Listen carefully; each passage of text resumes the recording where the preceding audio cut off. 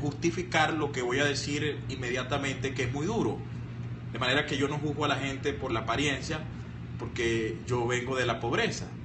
Y aunque éramos pobres y teníamos limitaciones materiales, es decir, no teníamos ropa, no teníamos calzado, eso no nos impedía estar limpio, porque una cosa es la pobreza y otra es la miseria. Es decir, usted puede ser muy pobre, no tener para tener unos zapatos nuevos, pero los tiene limpios, no tener para tener una camisa de marca, pero la tiene limpia y planchada. Es decir, la dignidad del hombre. Cuando uno ve al ministro de Economía que ha nombrado el señor presidente de la República y uno le hiciera el ejercicio, primero de escucharlo decir las cosas que dice y que ha dicho hoy, ponerle unos lentes, un casco y una moto, y uno se da cuenta inmediatamente que lo que viene no es nada alentador ni nada esperanzador. Es decir, la economía se maneja por confianza, por estabilidad, por lo que vendemos hacia afuera. Y, lógicamente, que no creo que el ministro, no solo por lo que he dicho antes, sino por las ideas tan retrógradas que expresa, pueda darle tranquilidad a los mercados internacionales que tan curiosos están con lo que está pasando en Venezuela.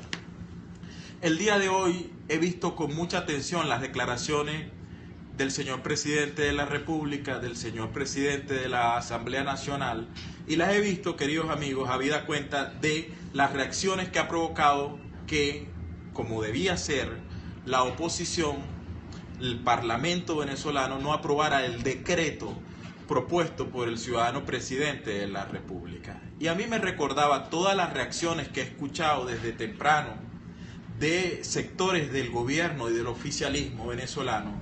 Me recordaba, y perdonen a los que no son creyentes, que no son católicos, no son cristianos, que mete este tema un poco religioso, pero me recordaba la parábola de los talentos, de un jefe de hacienda, por llamarlo, de un amo, que se va y reparte entre 3 hombres de su confianza sus bienes. A uno le dio 5 talentos, a otro le dio 3 talentos y al último le dio 1 talento. Es decir, le dio sus bienes, se los dio en confianza. Toma, aquí tienes 5, toma, aquí tienes 3, toma, aquí tienes 1. Y con el tiempo, el jefe de la hacienda, el amo, volvió y pidió cuenta. Y llegó el de los 5 talentos y le dijo, ¿tú qué has hecho? Y le dijo, mira, señor, yo agarré los 5 talentos, las 5 cosas que me diste, las reproducí, las puse a trabajar y toma, aquí hay 10. Tú me dejaste 5, aquí hay 10.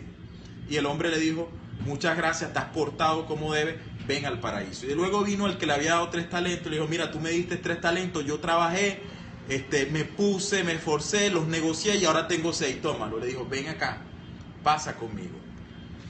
Y el último dijo, mira, señor, tú me entregaste este talento, yo no quería robarte, yo sé que tú eres un hombre muy duro, muy exigente, y yo guardé este talento, yo guardé lo que tú me diste y lo enterré debajo debajo, pues, lo puse en tierra, le eché tierra y lo guardé y toma, te lo entrego. Y este gesto que parecía de honestidad, este gesto que parecía de desprendimiento, inmediatamente el jefe le dice, siervo malo, te di uno de mis bienes, te di en confianza y eso es lo que hace, sin traerme intereses, sin traerme nada. Queridos amigos, hoy en Venezuela ha pasado una cosa no igual, sino peor. En un país donde tenemos las reservas petroleras más grandes del mundo, después del Medio Oriente, donde tenemos uno de los yacimientos petroleros más grandes del mundo, después de Kirkuk y Rumalia, que están en el Medio Oriente, la faja petrolífera del Orinoco. En un país donde tenemos bauxita, oro, minerales, donde tenemos una de las reservas hidráulicas más grandes del mundo. En un país donde tenemos una de las cosas más importantes, que no es el petróleo y el oro, sino el capital humano de este país, que hizo cosas tan grandiosas que fueron despreciadas por el gobierno actual, como crear la primera tecnología para crear electricidad a partir de una tecnología creada por los venezolanos, que fue la orimulsión, que se hizo con el bitumen de la faja del Orinoco, en un país así, se ha hecho una cosa peor que la parábola de los talentos. Es decir, el siervo no ha venido, ha llegado la hora de dar cuentas, el jefe ha venido y ha pedido cuentas, y entonces nadie ha aparecido hoy a decirle: mira, me entregaste 5 talentos, me entregaste oro, petróleo, mira lo que te traje, aquí están los dividendos. Me entregaste oro, petróleo, bauxita, agua, mira los talentos. Ni siquiera ha aparecido, óigase bien, ni siquiera ha aparecido el siervo que le dice: mira, lo enterré, aquí está, te lo devuelvo. No, hemos encontrado una situación peor. ¿Y qué nos han dicho hoy? ¿Por qué el presidente de la República hoy se disgusta con las autoridades del Congreso porque no le aprueban el decreto? Bueno, queridos amigos, porque en un país con las reservas petroleras más grandes del mundo después del Medio Oriente, hoy se nos ha dicho que se acabó el modelo rentista. Es decir, ¿qué es renta petrolera? Renta petrolera es el diferencial entre el costo de producción de un barril y esa ganancia devenida, no trabajada, que imponían los mercados. Dicho de otra forma, producir un barril de petróleo que estaba en el suelo, que sacarlo nos costaba $9 y que lo poníamos en el mercado en $100, en 150, esa diferencia entre los 9 y los $150 es lo que se llama renta petrolera. Es decir, si nos costaba 9 y costaba 150, esos 149 dólares era renta petrolera, es decir, ganancia devenida. Y este país vivió sobre eso. Es decir, el está barato, dame 2. El despilfarro al que se acostumbraron los gobiernos tanto de la cuarta como de la quinta, y hoy el señor presidente de la República y el señor expresidente de la Asamblea Nacional a las puertas del Congreso ha dicho que Venezuela no tiene hoy, dicho por el señor presidente, expresidente de la Asamblea Nacional, el que era presidente, Diosdado Cabello, ha dicho hoy que Venezuela no tiene para producir, para cubrir su costo de producción, que el precio del barril hoy a 20, $22 que está la cesta venezolana no cubre el precio del barril. Es decir, tenemos una empresa con déficit, una empresa que no genera ganancia. Eso es lo que nos han dicho hoy. Ahora bien, ¿por qué hemos llegado a esta situación? ¿Cómo es que llegamos? ¿Cuáles fueron los talentos que el amo le entregó al siervo? ¿Quién es el amo aquí? El pueblo, artículo 5 de la Constitución, la soberanía reside intransferiblemente en el pueblo. ¿Y qué les entregamos? Bueno, les digo, en el año 2002, Petróleos de Venezuela, que fue descapitalizada de su mayor activo, que no eran los carros, las camionetas, sino de su gente, producía 3.200.000 barriles diarios de petróleo con 30.000 empleados.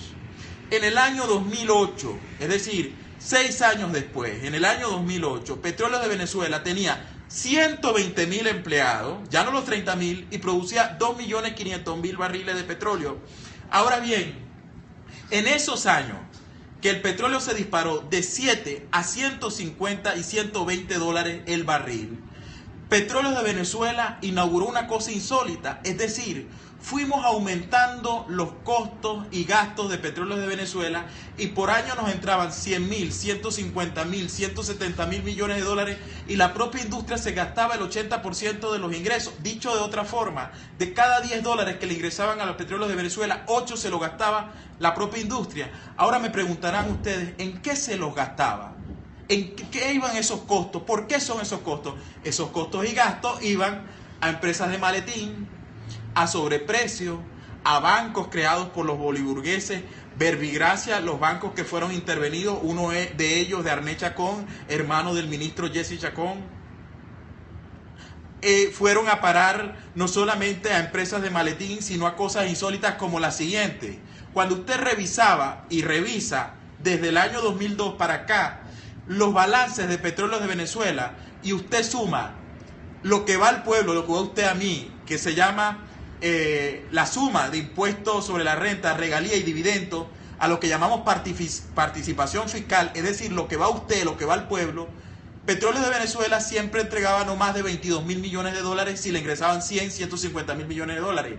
pero se gastaba comprando petróleo. Oígase bien, los venezolanos recibíamos 22 mil millones de dólares, pero se gastaba comprando petróleo. A tercero, 35 mil millones de dólares. Dicho de otra forma, de los costos y gastos de petróleo de Venezuela, 35% iban para comprar petróleo en un país que producía petróleo. Dicho de otra forma, es como que usted produzca papas, venda papas, y sus costos mayores estén destinados a la compra de papas. ¿Para qué se compraba petróleo? Se compraba petróleo para entregarle 100 mil barriles diarios de petróleo a Cuba. Se compraba petróleo para entregarles a países en todo lo que se llamaba el Caribe con subsidios. Llegamos a tener intercambios de petróleo donde nos daban cambures y caraotos a cambio del petróleo. Es decir, en 11 años nos entraron 900 mil millones de dólares y nosotros nos gastamos nosotros mismos el 80% de esos ingresos. Y hoy, queridos amigos, el gobierno se disgusta porque el amo que ha venido a pedir cuenta, el amo que ha puesto su esperanza en una Asamblea Nacional a la cual ha delegado a través de su soberanía, que ejerce a través del voto su poder, le ha pedido cuenta. Y entonces el siervo no le ha dicho, mira, es que tú me diste una Petróleo de Venezuela que producía 3.500.000 barriles con 30.000 empleados y toma, aquí está.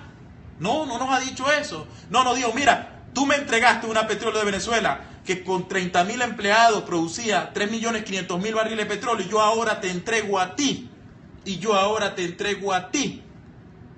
120.000 empleados con una empresa petrolera que produce menos de 2 millones de barriles, que tiene subsidiados 600.000 barriles de petróleo al interno del país, porque eso va a gasolina, con un déficit. Es decir, me estás diciendo que los $20 lo que está la cesta no te alcanza. Es decir, ni siquiera hiciste como el siervo tonto. Es que te robaste todo, es que te lo llevaste todo. Y aún así tú no pides perdón al pueblo, sino que vienes hoy a pedirle al país que te entregue más confianza. Y vienes a pedirle al país hoy, señor presidente de la República, que te apruebe un decreto para, artículo 4 de ese decreto, someter al país un corralito financiero y que el pueblo, es decir, el amo, volvemos a la parábola, no pueda disponer de sus bienes, de su dinero, para que tú dispongas, según otro artículo, sin someter al amo, al pueblo, al escrutinio del pueblo, tus decisiones. ¿Cómo es que hoy al país se le pide eso? ¿Cómo se puede ser tan desvergonzado? Queridos amigos, voy a decirles una cosa que no es muy esperanzadora. El gobierno, y ya voy con su participación, y gracias por los corazones y compartir en Twitter, se los agradezco mucho. El gobierno no tiene salida hoy. No se trata de un problema económico, porque el problema en Venezuela es político. Es decir, el sistema fracasó. No es un problema económico, no es un problema del dólar, no es un problema del petróleo, no es un problema de que la asamblea, es un problema político. La persona a la que se puso a administrar el talento, el bien, fracasó. Y hoy el ciudadano presidente de la República ha anunciado una cosa insólita en una reunión con empresarios que han llamado una reunión con exportadores. Usted y yo, querido amigo periscopero, sabe que aquí nadie exporta nada. ¿Quién exporta en Venezuela? ¿Qué exportamos aquí? El ridículo lo que estamos exportando en Venezuela. ¿Qué se exporta aquí? Exportábamos el petróleo, ya nos dijeron hoy que ese modelo que acabó la era petrolera. Es decir, que eso no nos está dando dinero. Prácticamente nos han dicho que estamos suciando el gobierno. Y el presidente ha dicho hoy, y quiero que escuchen esto, que acaba de eliminar el SICAC 2 a $50 y que lo ha llevado a la tasa CIMADI, es decir, 200 para exportadores. ¿Quién es? Yo no entiendo. ¿Usted entiende eso? Yo no lo entiendo. ¿Para qué exportadores?